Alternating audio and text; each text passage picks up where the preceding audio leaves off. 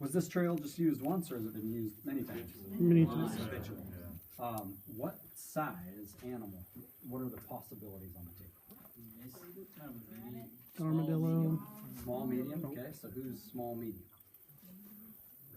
Rabbits. Armadillos. Small raccoon. Cool. Okay, skunks. Cool. So things like possums and skunks can create in sort of isolated incidences trails, but that would usually be like where it came right up out of its burrow, like through a little grassy patch underneath the porch, kind of a deal. Whereas something like this that goes back and forth, let's just consider otters for one. Otters do make trails, but generally speaking, those trails are connecting waterways.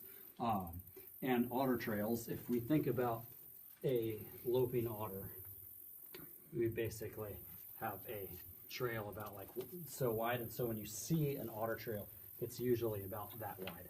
Okay, so wider than that. That's speaking to something a little smaller. This would be a convincing rabbit path. However, there's a couple things that are somewhat bizarre about it. And for one, our rabbit feet, they are clawed indeed, but on the whole, what's unique about rabbit feet?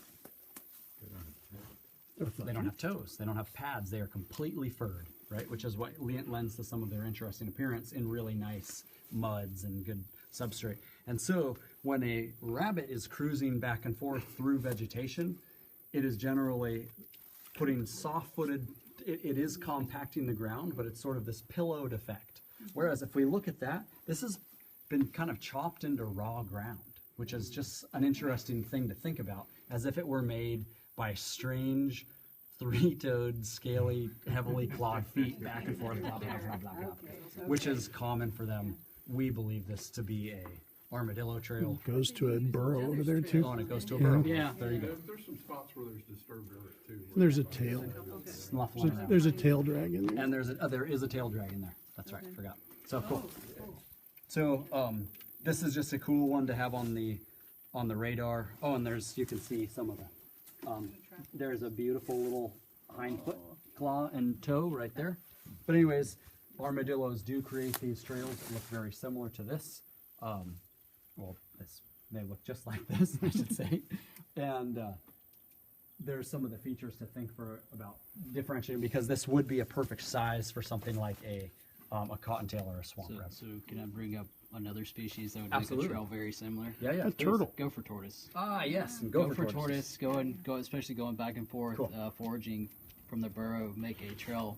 And one of the things I was looking at with this is the vegetation's almost circular. Yep. Because they're like little tanks, so Yep. they just kind of push everything down below them, and the vegetation on top kind of makes a circle. Cool.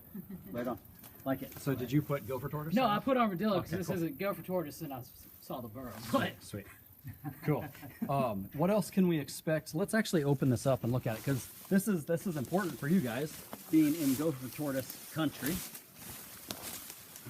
What else can we expect for those gopher tortoise experts out here? What other things would we look for characteristics of their trails?